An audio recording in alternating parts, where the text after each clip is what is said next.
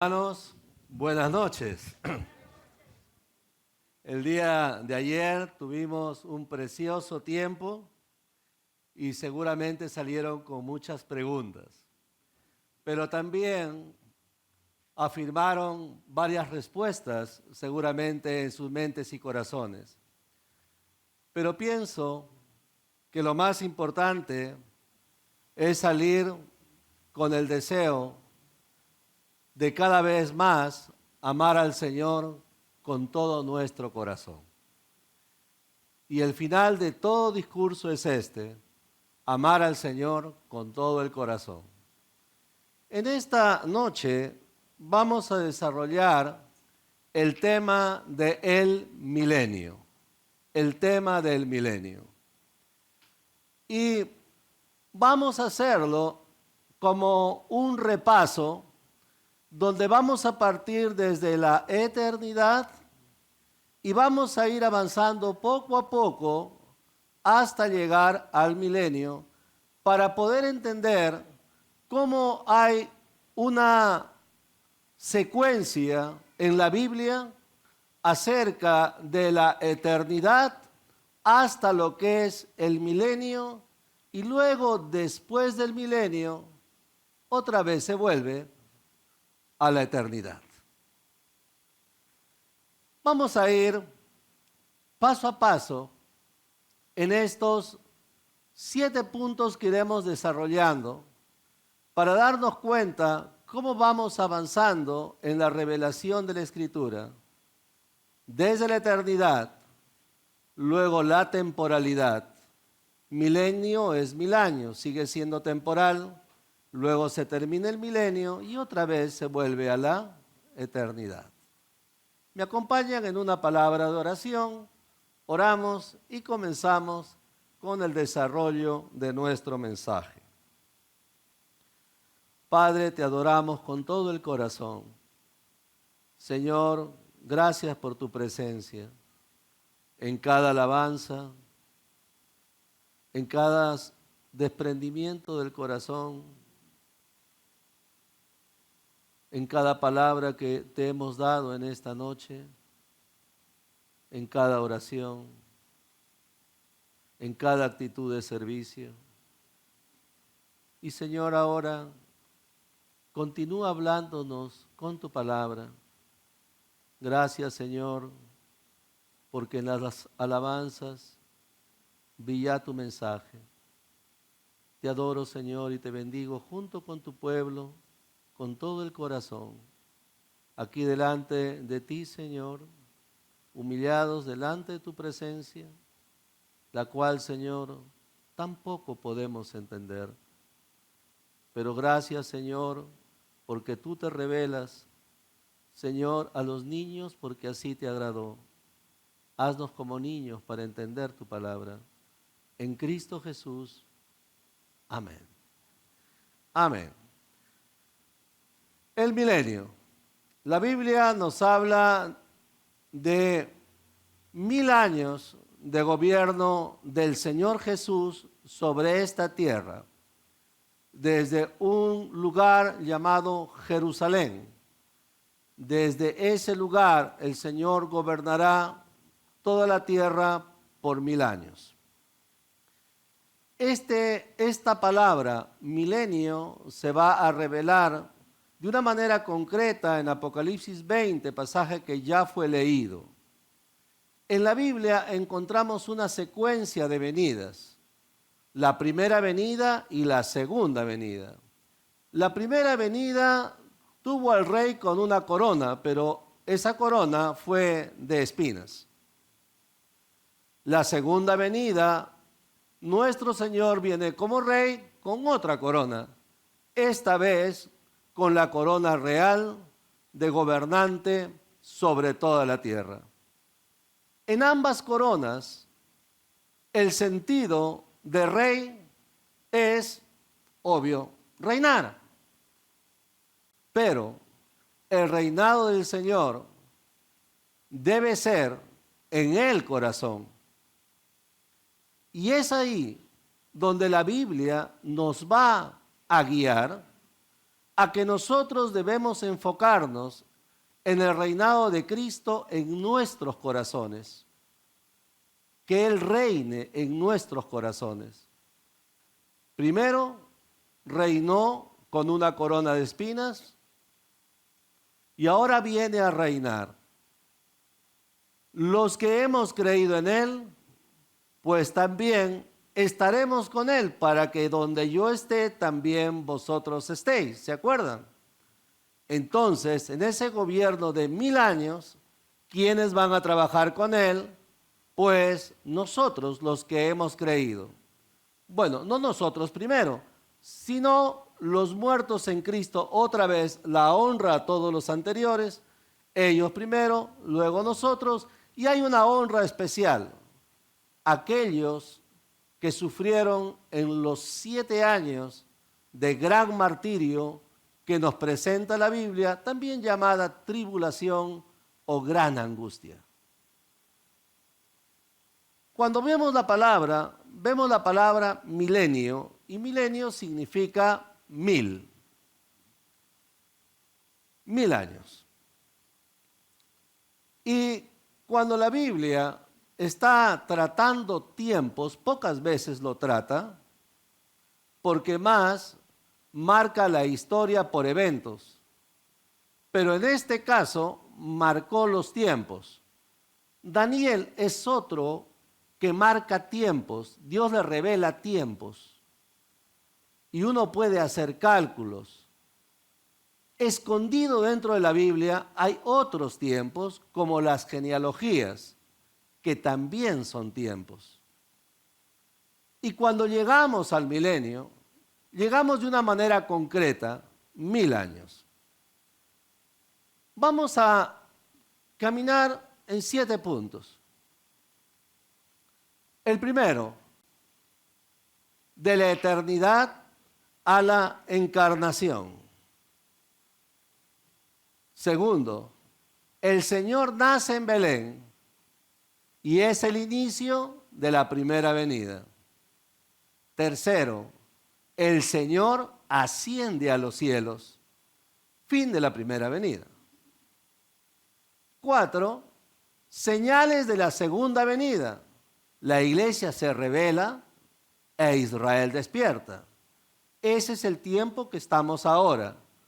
La iglesia revelada y un Israel que ha despertado.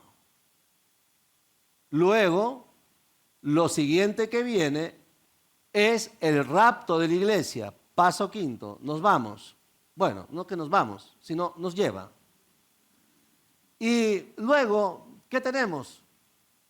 El Señor pone sus pies en el monte de los olivos, sus pies. Y viene para reinar, es visible. Y luego viene el milenio, Cristo reina, es visible. Muy bien, vamos con el primer paso. De la eternidad a la encarnación. Amados hermanos, tenemos un Dios eterno. En el principio era el Verbo, y el Verbo era con Dios, y el Verbo era Dios. El Verbo es Jesús. Y aquel Verbo fue hecho carne y habitó entre nosotros, y vimos su gloria, gloria como del unigénito del Padre, lleno de gracia y de verdad. El Verbo es Jesucristo. Ahora, hermanos, ¿por qué comenzamos con esto? Porque nos fijamos en el tiempo, en las cosas. Vamos a hablar guerras, rumores de guerras, granizo, fuego, tercio de gente que muere, otro tercio más que muere también. Todas esas cosas son materiales. Nuestro Dios es eterno, es inmaterial. Él es el creador. Dios es aquel que está por encima de todos nosotros. El único ser que no depende de nadie es Dios. Todo lo demás son seres dependientes o las cosas que son dependientes. Dios es el ser, es el que existe por sí mismo. Y cuando decimos esto, lo decimos para entender una cosa, que Dios controla toda la historia y todo lo que vemos en el mundo material es controlado por Dios.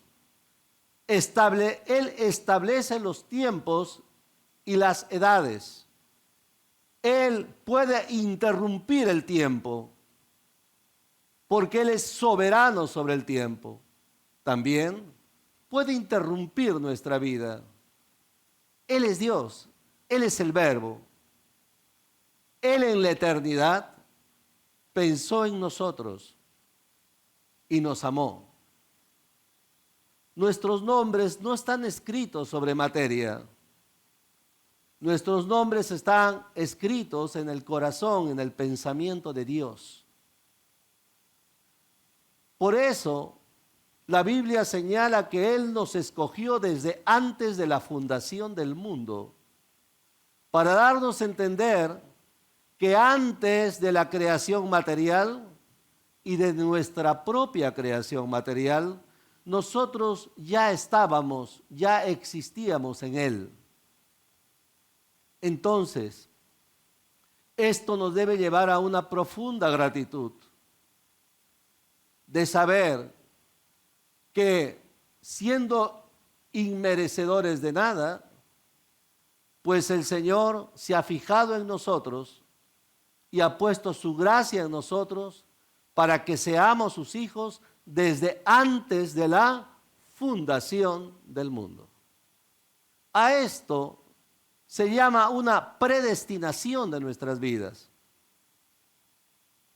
Por lo tanto, todo comienza en la eternidad y otra vez vuelve a la eternidad. Amados hermanos, cuando hemos creído, hemos recibido la vida eterna. Ahora ya tenemos la vida eterna. Esa vida eterna está en su Hijo, en quien hemos creído. Y claro, si nuestro Padre es eterno, sus hijos somos parecidos. También somos eternos. Ahora bien, la eternidad de Dios es absoluta. Nuestra eternidad tiene un principio, desde que Dios nos predestinó. Ahí es una diferencia. Nosotros no somos Dios. Somos semejantes, no iguales. Así que, entendiendo esta omnipotencia de Dios, ahora cuando vemos los tiempos y lo que pasa y las historias que hay en la Biblia o las cosas que vemos diariamente, lo que nosotros tenemos que decir es, bueno, Dios lo controla todo. Si he nacido en este tiempo, es porque Dios tiene un plan para mí en este tiempo. Yo soy para este tiempo. Bien, vamos ahora a un segundo punto. El Señor nace en Belén. Y cuando viene el Señor a nacer en Belén, es el inicio de la primera venida. Pero tú, Belén, Efrata, pequeña para estar entre las familias de Judá, de ti me saldrá el que será Señor en Israel. Y sus salidas son desde el principio, desde los días de la eternidad. Amados hermanos, el nacimiento de Jesús en Belén es el cumplimiento profético.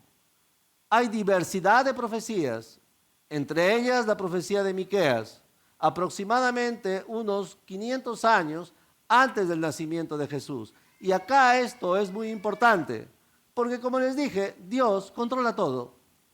Nada se escapa de Él.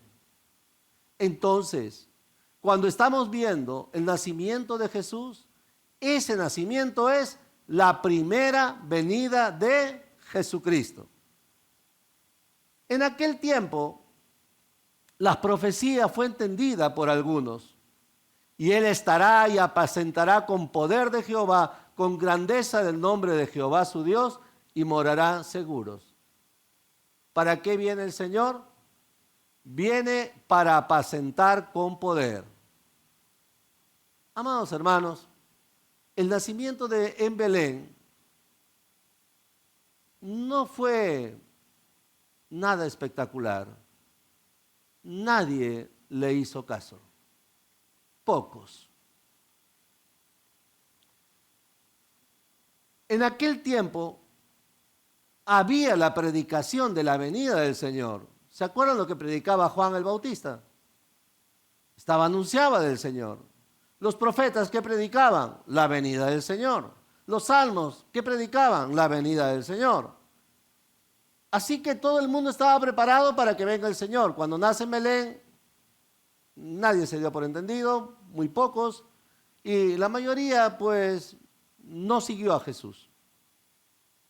El día de hoy predicamos la segunda venida de Jesús. Cristo viene otra vez. ¿Quién escucha? Y va a pasar lo mismo. Va a ocurrir lo mismo.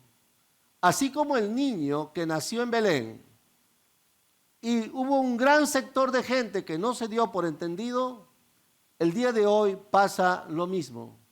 Realmente no sabemos en qué momento venga el Señor, pero al igual que nuestros hermanos de los primeros siglos, podemos decir que puede ser hoy.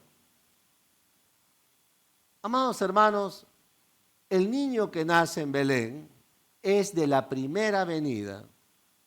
Ahora viene Jesús de otra forma. Viene en el aire, viene en las nubes a llevar a su pueblo. Esta es la segunda venida. Y así como hubieron señales para la primera, hay señales para la segunda. Tercer punto. La primera venida tuvo un ingreso, un niño.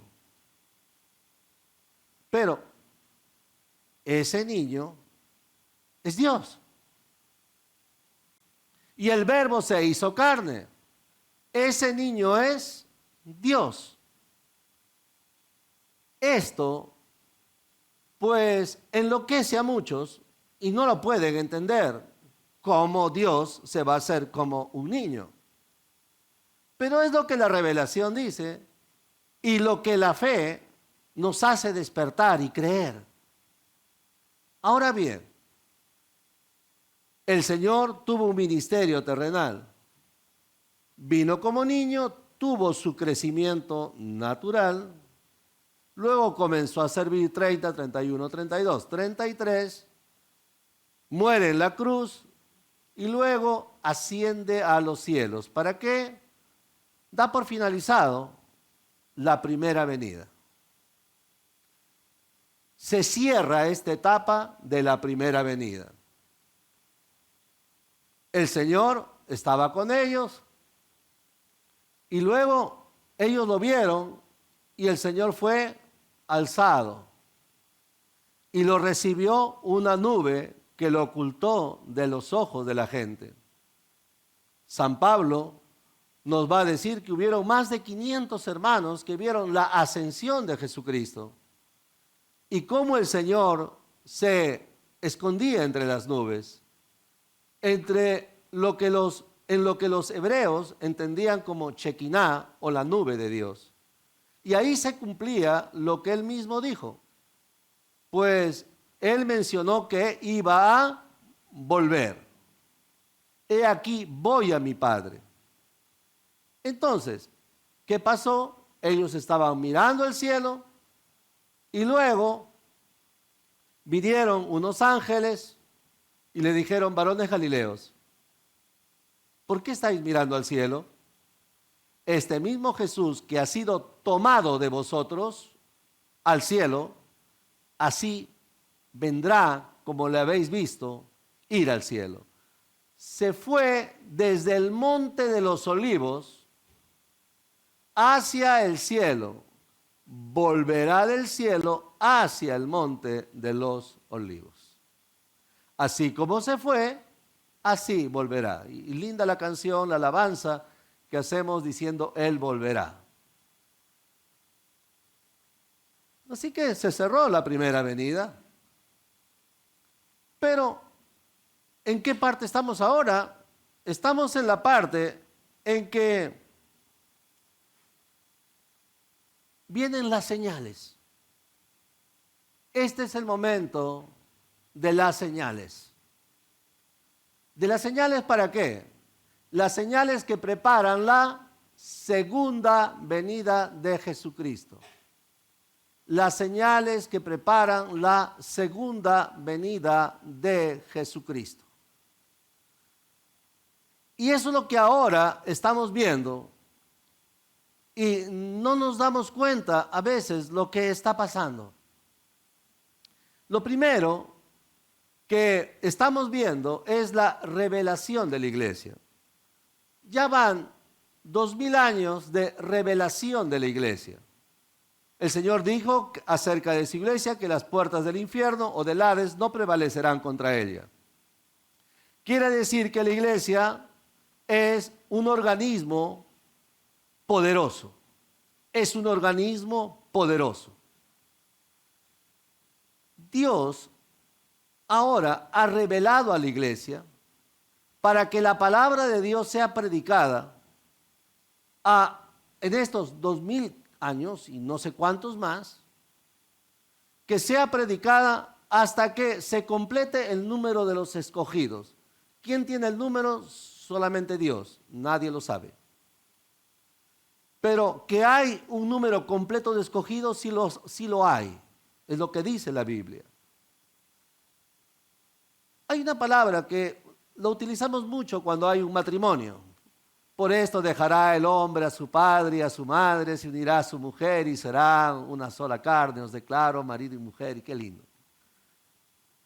Pero la Biblia dice esto, grande es este misterio, mas yo digo esto respecto de Cristo y su iglesia. ¿Qué? ¿No lo dice por el matrimonio? No. La primera enseñanza no es el matrimonio, sino lo que encierra el misterio. ¿Y cuál es el misterio? La unión. La iglesia está unida a Cristo como el esposo se une a su esposa. Esta unión es el misterio que ahora el mundo está viendo. Y puede ver una iglesia tal vez pequeña o tal vez débil,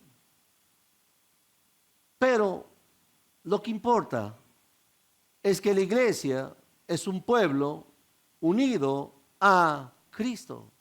Y este es el misterio.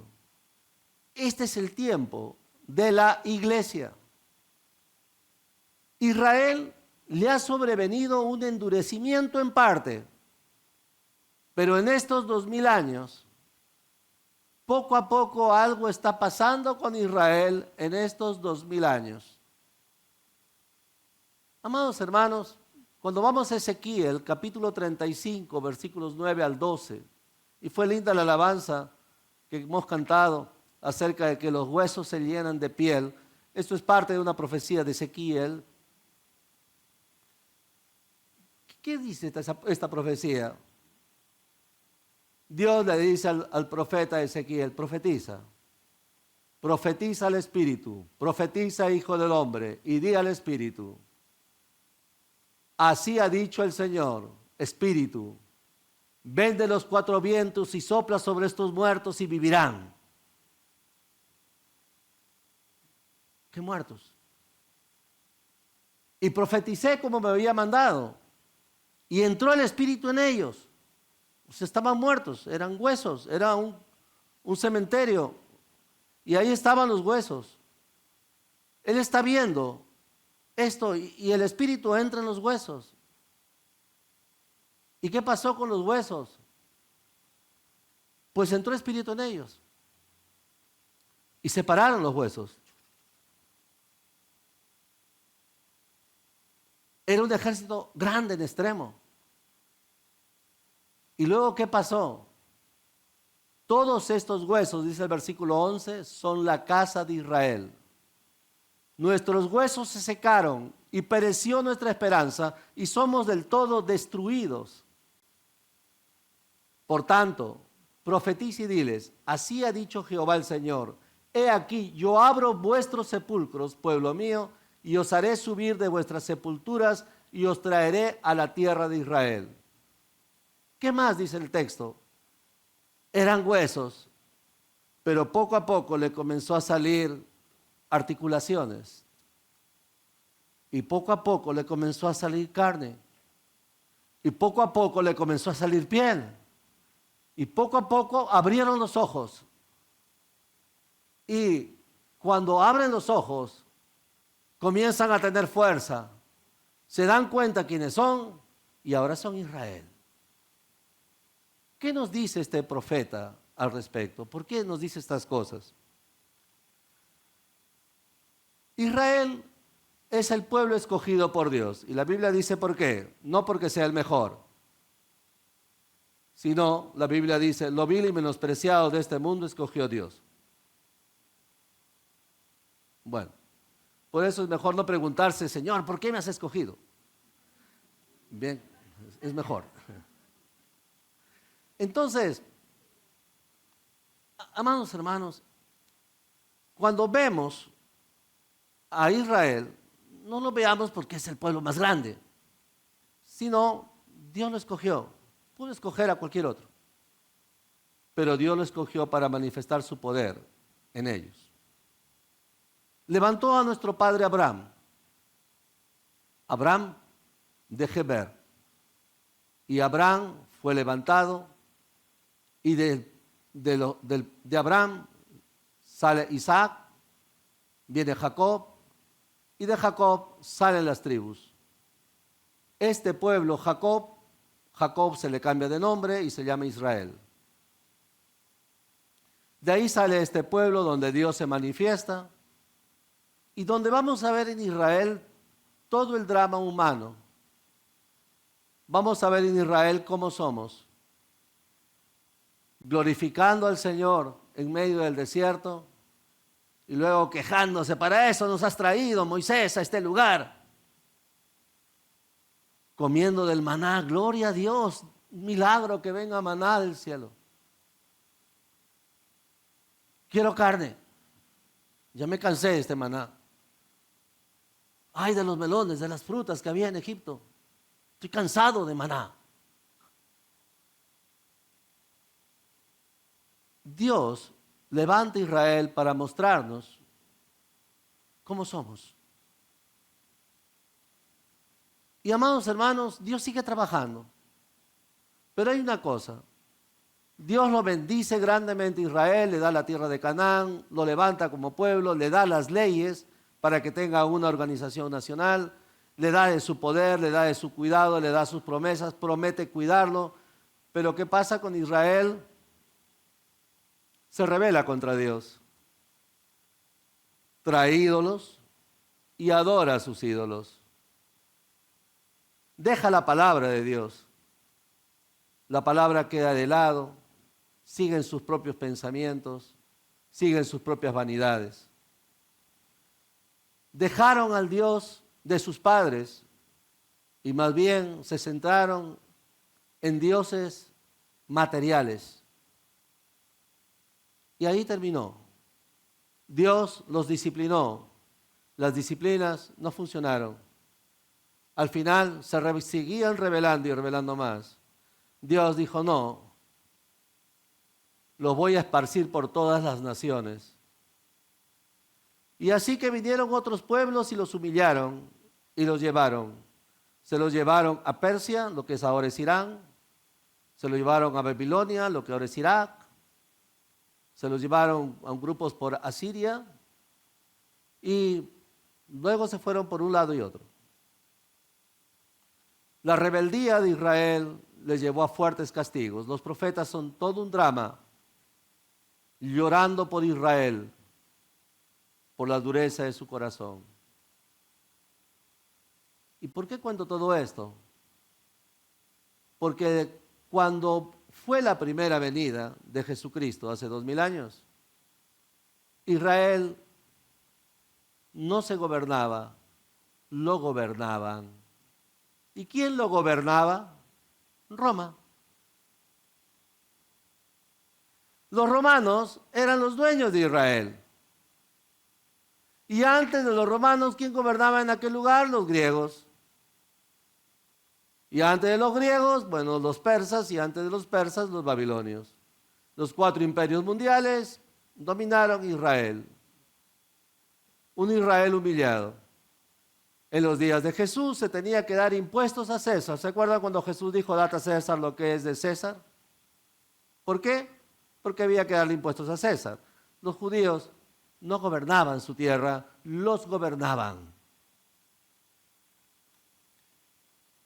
En medio de todo esto, Dios mandó a su Hijo en esta primera venida. Fue en ese contexto de dominación romana. Los judíos querían sacarse el yugo de Roma y esperaban al Señor, que las profecías decían que iba a acabar con sus enemigos. Pero cuando vieron un niño que nace en un pesebre, pues qué gran decepción.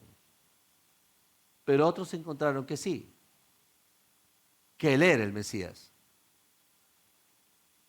Amados hermanos, la iglesia comenzó en ese tiempo y la iglesia despertó. La iglesia en la Biblia es un misterio que se va revelando. Y de estos 2000 años se ha revelado a la iglesia, se ha mostrado a la iglesia. Hemos creído en Jesús. El mundo no judío cree por la predicación de la iglesia. Este es el tiempo de los no judíos, que en la Biblia se llama gentiles. Ahora, hermanos, ¿y qué de Israel? La iglesia se mostró, comenzó a crecer y crecer y crecer. También a morir, a morir, a morir. Y crecer y morir, crecer y morir. Alguien puede ir a Turquía y buscar las primeras iglesias, la iglesia de Éfeso, Corinto, en el Asia Menor, y los van a llevar a tomarse fotos, pero nadie congrega ahí, solo es para tomarse fotos. Prácticamente no hay cristianismo en Turquía. Tenemos misioneros en Turquía, sí. Amados hermanos, ¿qué pasó? Estos años, 2000 años, son años de la iglesia. Pero los huesos comenzaron a levantarse. 1948. 1948. Es una fecha muy importante, porque en el año de 1948 se proclama el Estado de Israel. 1948 años pasaron desde Jesús. 1948 años que Israel no tenía territorio, porque su territorio siguió siendo invadido por otros, por turcos, por sirios, por egipcios, por todos, por árabes, en fin. Pero en el año 1948 ingresó, pues, Israel en la Organización de las Naciones Unidas y se le da el territorio, su territorio, otra vez Jerusalén. Una tierra prácticamente destruida, empolvada y, como dice la Biblia, morada de chacales. ¿Y por qué esto les estoy mencionando? Porque los huesos se comenzaron a tener articulaciones y carne y piel. El día de hoy, 2026, luego de más de 70 años del Estado de Israel, Israel es un país del primer mundo. Y ahora Israel, otra vez, está en su lugar. Hace guerras con todos sus vecinos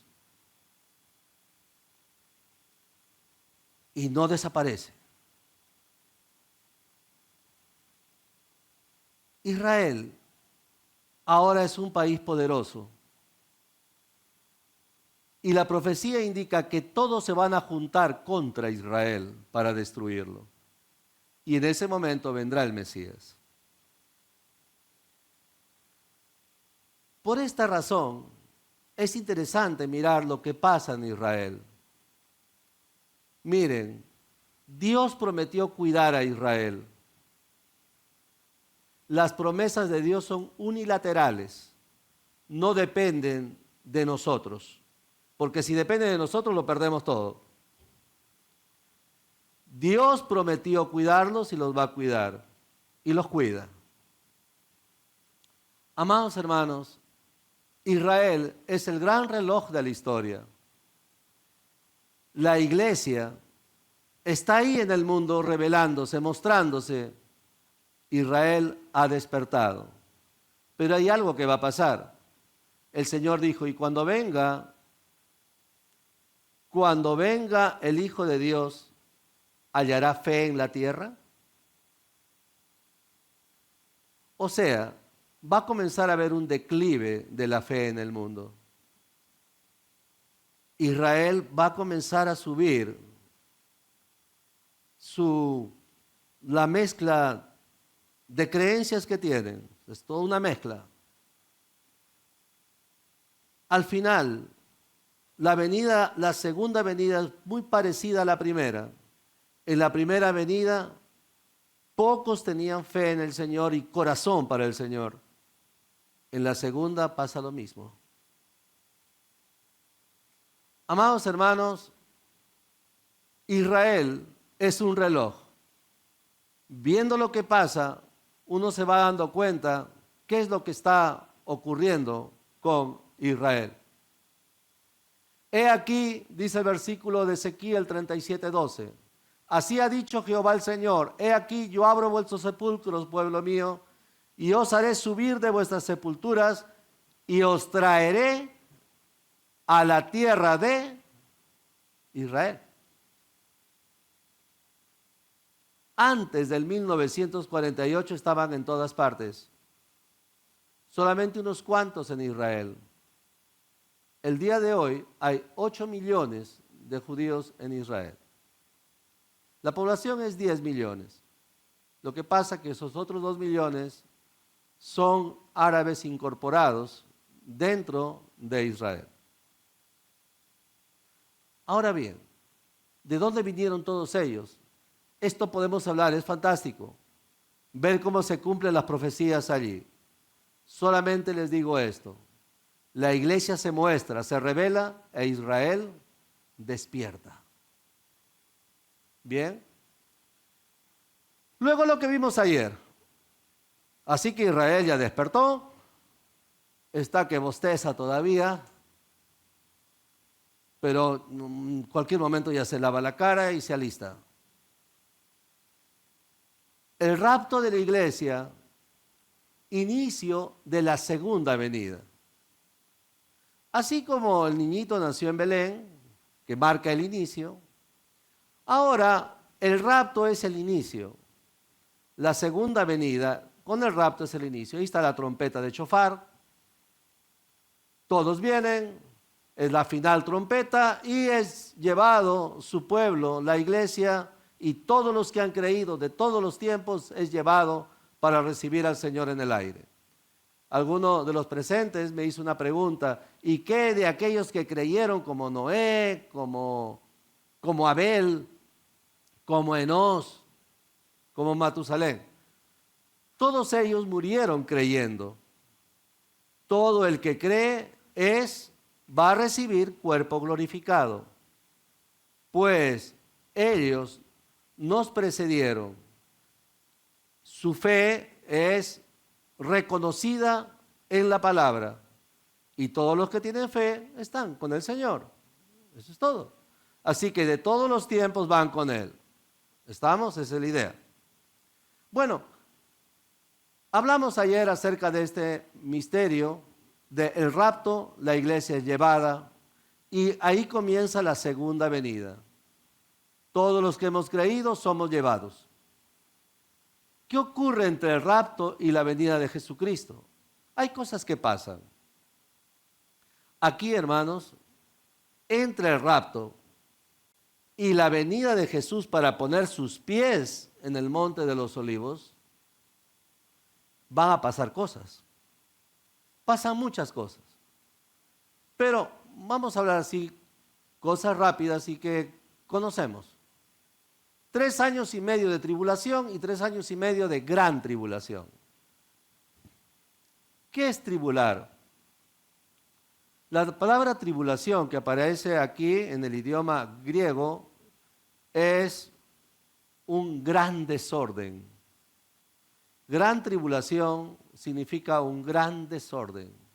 Tribulación es desorden exagerado. Gran tribulación es más superlativo que la tribulación. Los 3 años y medio son duros, muy difíciles. Los siguientes 3 años y medio son peor. Eso es lo que viene. La iglesia no va a estar porque es llevada. Pero ¿quién despierta? El que se estaba arreglando en el baño, lavándose la cara. ¿Quién era? Israel. Israel despierta. La iglesia se va. Israel ya despertó. Y ahora se enfrenta a que tiene 7 años delante de ellos. Y todo comienza con arrepentimiento. La Biblia dice que Israel se arrepiente, viene espíritu de arrepentimiento a sus vidas, ellos reconocen su falta, piden perdón a Dios y Dios los levanta para que hagan el más grande avivamiento que se ha visto sobre la tierra. Israel se convierte. Grandes multitudes de Israel comienzan a creer y las cosas comienzan a cambiar. Ellos se convierten en los predicadores. Se levantan 144,000 jóvenes, jóvenes vírgenes, varones.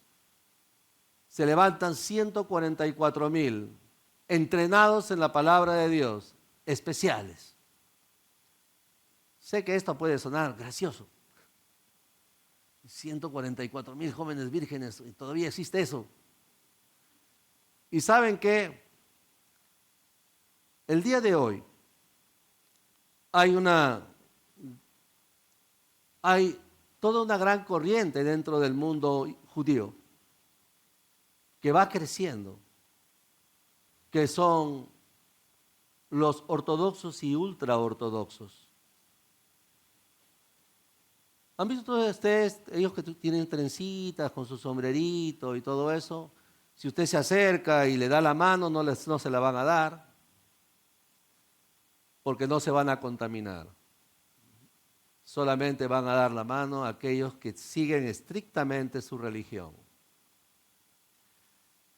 En este tipo de comunidades, las mujeres trabajan, los varones no. ¿Cuántos dicen amén? Los varones se dedican a criar a sus hijos y les dan educación en casa. Y a sus hijos los mantienen en esta disciplina los papás. Su dedicación es criarlos y educarlos. Les dan esta formación.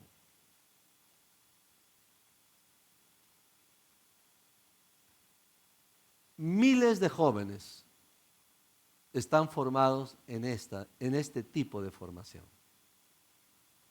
los 144,000 que aquí aparecen no es ya algo que no puede ser. Interesante cuando uno ve estas cosas. Pero hay algo más.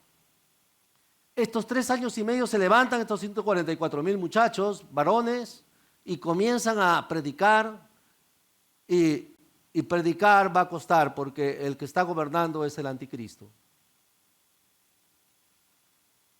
El costo de la predicación del evangelio, el costo de no dejarse marcar en las manos o en la frente, pues va a ser algo muy duro, pues atraparán a estos jóvenes. Y aparte de esto, se va a levantar todo un nuevo sistema. Dentro de ese sistema está el anticristo, está el falso profeta y una imagen con capacidad autónoma que tiene la capacidad de decir las faltas de alguien y ordenar a quien hay que matar, que tiene la información de todos y que está en la pared. Bueno, se quedó pensando. Parecería una locura. Hoy día usted va a comprar y su DNI, tanto, y sale tu nombre. Y cuando vas al banco saben hasta cuándo cuesta tu casa para que la hipoteques. La información no es ya un problema el día de hoy.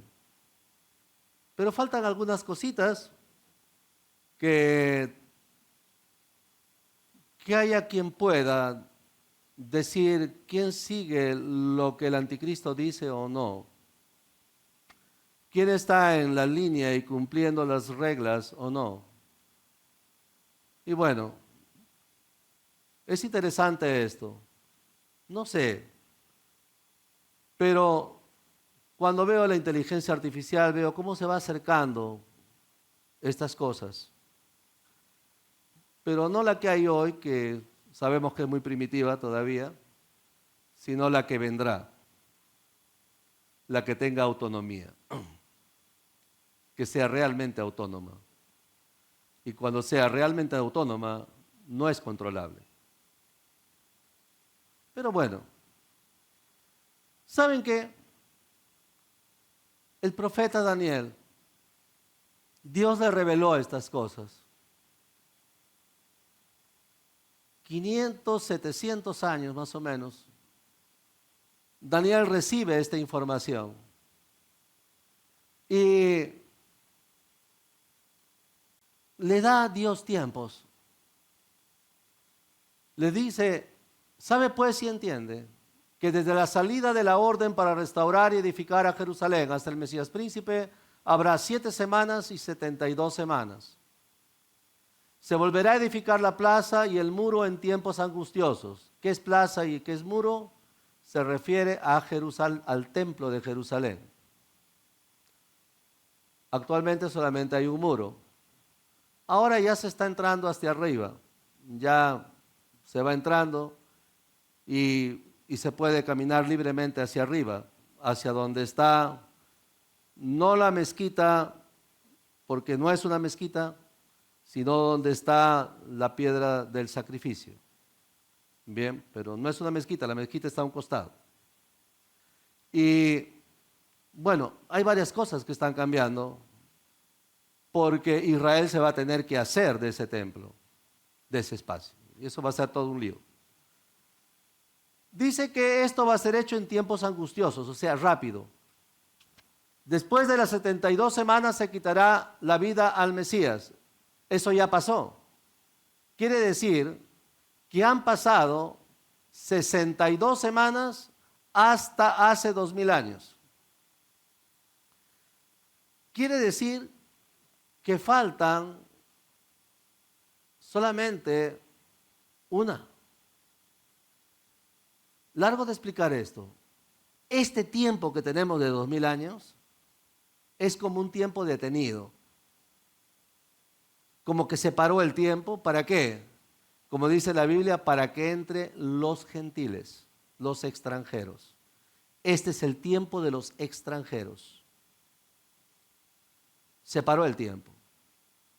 Cuando venga el Señor y se lleve a la iglesia y transforme a su pueblo que lo ha esperado, se activa la última semana de Daniel. 7, 3 años y medio más 3 años y medio son 7 años. Esto, amados hermanos, nos va a hacer ver que entre el rapto y la venida de Jesucristo van a haber señales. Se va a presentar, por ejemplo, los 2 testigos. Hombres que tienen la capacidad de Moisés y de Elías, o tal vez sean ellos.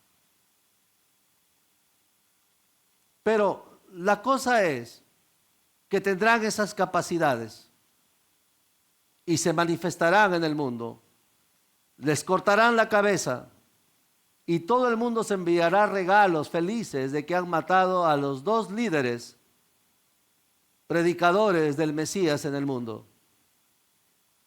Todos se mandarán regalos, las naciones y los poderosos. Estarán felices y dejarán que los cuerpos y las cabezas estén tiradas ahí en una plaza y estarán contentos, dice la Biblia. Pero al cabo de unos días se pondrán de pie, otra vez con cabeza, y seguirán adelante. Dios es Dios. Estos 7 años son años con muchas cosas. Años con muchas cosas. También el enemigo marcará todo el mundo. Nadie podrá comprar ni vender. Este es el interín antes del milenio. Nadie podrá comprar ni vender. Entonces, el anticristo manifestándose, lo hirieron de muerte. Estaba, como dice el idioma griego, murió. La gente lo vio muerto. Y luego, también el anticristo salió adelante. Otra vez vivo. Y la gente decían, ¡qué bestia! Y saben, sí, esa era la palabra que dice en la Biblia. ¡Qué bestia! Y luego todos le temían. Un tipo poderoso. Este anticristo es el gran gobernante. El anticristo es una persona súper inteligente, una persona magnética, tiene entrenamiento militar, es judío, tiene raíces judías, pero también tiene descendencia de la nobleza. Así que viene de la nobleza y también tiene raíces judías. Es súper inteligente, es todo un estratega. Es un ser impresionante. No gusta del amor de las mujeres.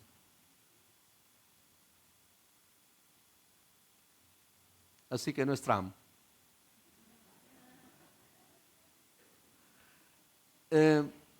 Bueno, la cosa es que el anticristo se va a manifestar de esta manera y va a solucionar los problemas económicos del mundo. Su lema político es paz y seguridad. Y va a recuperar la paz y seguridad en el mundo. A cambio, tienes que dejarte marcar. Tienes que estar bajo su dominio. y los que no se dejan marcar serán decapitados, o procederán al martirio, o tendrán que huir a los montes. Bueno, pero algo más. Miren ustedes lo que dice 13:15 de Apocalipsis.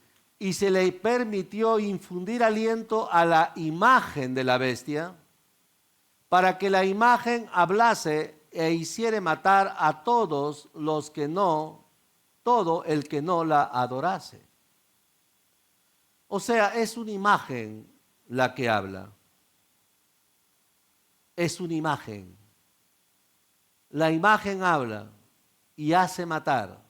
A esa imagen se le adora y todos tendrán que adorarle. Y hacía que a todos, pequeños, grandes, ricos, pobres, libres y esclavos, se le pusiese una marca en la mano derecha o en la frente. Noten esto. Todos los sistemas del mundo entran, pequeños y grandes, ricos y pobres, libres y esclavos. A todos se les marca que ninguno pudiese comprar ni vender, sino el que tuviese la marca o el nombre de la bestia o el número de su nombre. El Señor pone sus pies en el monte de los olivos, sexto paso. Es visible. Porque os digo que no la comeréis más, dijo el Señor. ¿Se acuerdan ustedes en esa cena? El Señor estaba cenando con sus discípulos y le dice, estaba el pan, estaba el vino. Y le dice, no le comeré más hasta que se cumpla en el reino de Dios. Y habiendo tomado la copa, dio gracias y dijo, tomad esto y repartirlo entre vosotros, porque os digo que no beberé más del fruto de la vid hasta que el reino de Dios venga. Venga. Cuando Él venga. Cuando Él vuelva. Cuando venga. Cuando venga, ahí va a comer pan y va a tomar vino, que es la cena, la Pascua. Ahí va a tomar el vino y el pan con su cuerpo de gloria. Amados hermanos, el Señor está hablando que Él va a volver. Y la Biblia dice por Zacarías que Él va a volver y pondrá sus pies en el monte de los olivos. ¿Y para qué viene? Miren lo que dice Zacarías. Porque yo reuniré a todas las naciones para combatir contra Jerusalén, y la ciudad será tomada y serán saqueadas las casas y violadas las mujeres, y la mitad de la ciudad irá en cautiverio, mas el resto del pueblo no será cortado. Después saldrá Jehová, peleará con aquellas naciones como peleó en el día de la batalla, y se afirmarán sus pies en aquel día sobre el monte de los olivos. Ahora, hermanos, todas las naciones. Hace algunos años, uno podría decir, ¿y qué interés tienen todas las naciones de irse para allá a pelear en Israel? ¿Qué sentido tiene? Las más grandes batallas de la antigüedad se han dado en el Esdraelón, lo que también llamamos nosotros Armagedón, Armegido. Ahí los grandes guerreros del mundo, griegos, romanos, han peleado.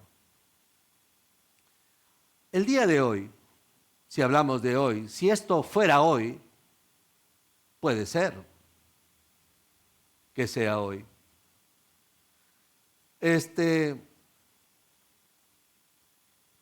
Las naciones del mundo prácticamente están rodeando toda esa zona. ¿Qué es lo que buscan? Petróleo, comercio, gas. ¿Por qué subió el petróleo, la gasolina, los combustibles? Estrecho de Hormuz. Pero hay otro estrecho que está junto a Djibouti, que sale para lo que es el Mar Rojo y luego lo que es el Canal de Suez hacia el Mar Mediterráneo. En ese lugar, en ese país llamado Djibouti, hay bases de China. es la primera base china fuera de su territorio nacional. Está una base francesa, están bases británicas, está Estados Unidos, están todos. Todo ese lugar está lleno de bases. En Irak hay bases norteamericanas.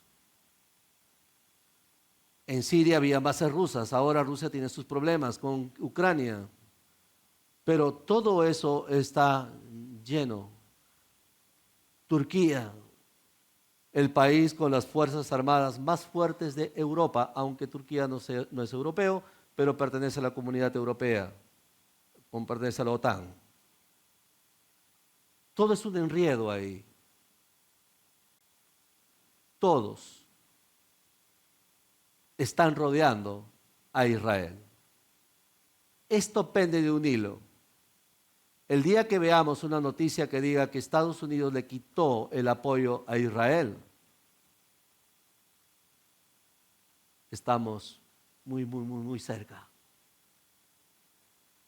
Porque se va a tener que dejar solo a Israel.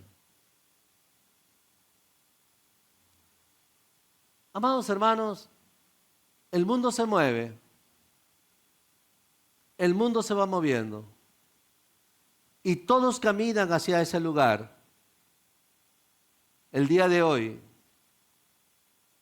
hablando de un mundo global y todo eso, es muy fácil ya moverse de un lugar a otro.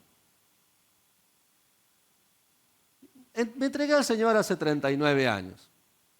Y en la universidad siempre los muchachos son inquietos con sus preguntas y todo eso, ¿verdad?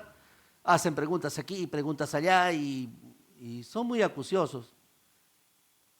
Y me acuerdo que una de las preguntas que, entre tantas, que nos hacían a los hermanos del grupo universitario, era: ¿de dónde va a salir un ejército de 200 millones? Porque la Biblia habla de un ejército de 200 millones que llegarán. ¿De dónde va a llegar un ejército de esa magnitud? Y se burlaban.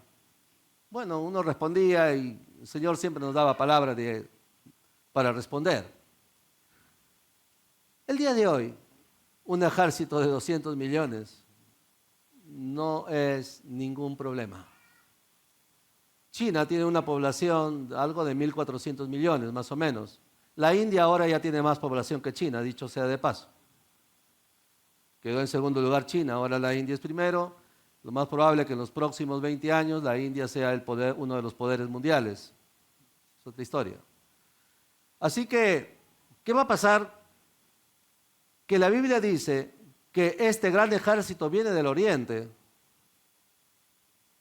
pero para que venga del oriente se tiene que secar el río Éufrates, porque si no, ¿cómo pasan?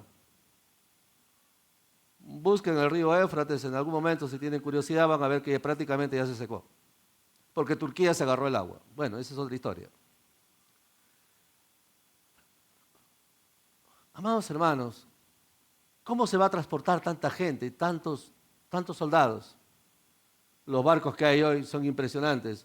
Un barco de Chancay a Shanghái, esa es la broma que hacen, desde Sudamérica hasta China, demora algo de 14, 15 días.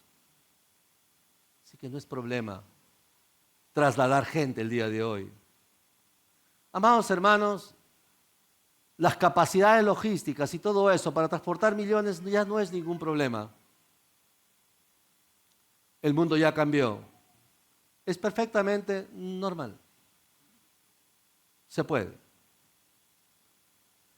Y saben que dice, y pelearán contra el Cordero, y el Cordero vencerá. El Señor viene para una guerra. Pero el problema no es el tema Israel. El tema es el pecado del mundo. Sabiendo que es Jesús, van a hacer guerra contra Jesús. Así que no es un asunto para Israel, es un asunto contra Cristo. Y vamos a ver que a lo largo de la historia muchos han levantado contra Cristo, contra la iglesia, contra los que hablan de la palabra de Dios, contra los que dicen la verdad de la Biblia, contra. Y todo aquel que está contra Cristo, ¿quién es? Un anticristo. Hemos caminado desde la eternidad, llegamos al milenio. Este capítulo 20 es el capítulo que tiene estas definiciones de milenio varias veces. Otros capítulos no lo van a tener, sino que se articulan con este capítulo 20 de Apocalipsis. El reino milenial es un periodo de 1000 años y se establece un gobierno de 1000 años por parte del Señor, donde, en lo que ustedes ven allí, que eso es el Monte de los Olivos, en ese lugar. Desde allí gobernará el Señor. Se dio la derrota del anticristo, pelearon contra el Cordero los venció, ríos de sangre corrieron en Har Megiddo, que está al norte de Israel, ríos de sangre inundaron el lugar y hubo muchas cosas en esa guerra. Fue terrible. Será terrible. ¿Por qué terrible? 1/3 del mundo muere por pestilencia y es consumida de hambre. 1/3 parte cae a espada alrededor de ti y 1/3 parte esparciré por los vientos. 2/3 de la población mundial son eliminados en esa guerra. La guerra es de orden de todo el globo, en toda la tierra. Son 2/3 que mueren. Si esto fuera hoy, la tierra tenemos 8.400 millones, más o menos, de personas. Así que si le sacamos la 1/3 parte, que es lo que va a quedar, pues estaríamos con algo de 2.800 millones, 2.900 millones de personas. La tierra se va a reducir de esa manera. Aparte de eso, 1/3 de la tierra es destruida. Algo pasa o algo va a ocurrir, no sé qué, pero es un fuego tal que va a caer sobre la tierra en forma de granizo y de fuego mezclado con sangre, o sea, con algo de color rojo, algo mezclado entre fuego y rojo que caerá sobre toda la tierra, que tiene un poder tal que las plantas que son difíciles de incendiar, porque las plantas son verdes, tienen agua, pues se quemarán 1/3. Los árboles, la hierba verde, 1/3 queda quemado. 2/3 de la gente mueren. Esto es lo que se viene en esa gran guerra. ¿Qué cantidad de fuego para quemar la 1/3 parte de nuestro mundo? En ese milenio, Satanás es atado 1000 años. Atado 1000 años. Porque después de 1000 años se lo va a desatar. Se ata 1000 años. El Señor prende al dragón, la serpiente antigua, lo ata por 1000 años, lo encierra y después de 1000 años lo suelta. ¿Por qué lo encierra y después por qué lo suelta? ¿Y saben qué? No sé cuántas veces ustedes han escuchado a personas que le echan la culpa al diablo. No me ha ido mal, el diablo tiene la culpa. Me olvidé mi DNI, el diablo me lo escondió. Entonces sacan siempre, a veces algunos echan la culpa al diablo por varias cosas. En estos 1000 años, nadie puede echarle la culpa al diablo por la maldad de su corazón. Porque al final de los 1000 años, los que han nacido en ese tiempo, un grupo de los que han nacido, se rebelan contra Dios. Y ahí se da el segundo Armegiddo o el segundo Armagedón, o la batalla de Og y Magog, que es la batalla final.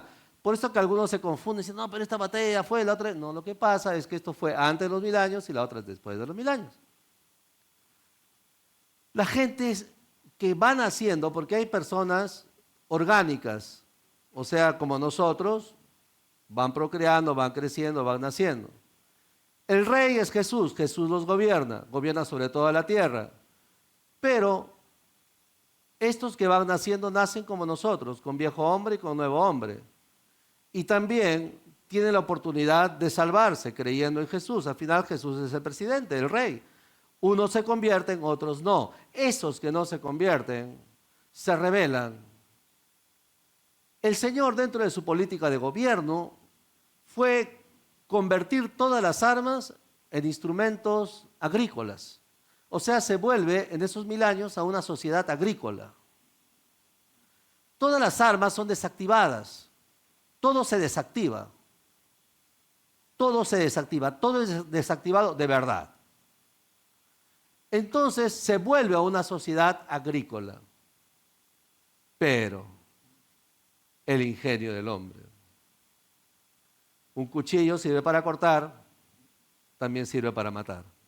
Y así comenzó la cosa. Bueno, sea lo que fuere, estos grupos se levantan, se unen, y es una locura pelearse contra Dios. Pero así es el pecado. El pecado hace creer que nadie vio, y Dios sí vio. El pecado hace creer que le engañé a todos, pero a Dios no se le puede engañar. Y así. El Señor da facultad a sus hijos y el pueblo que venció en la tribulación.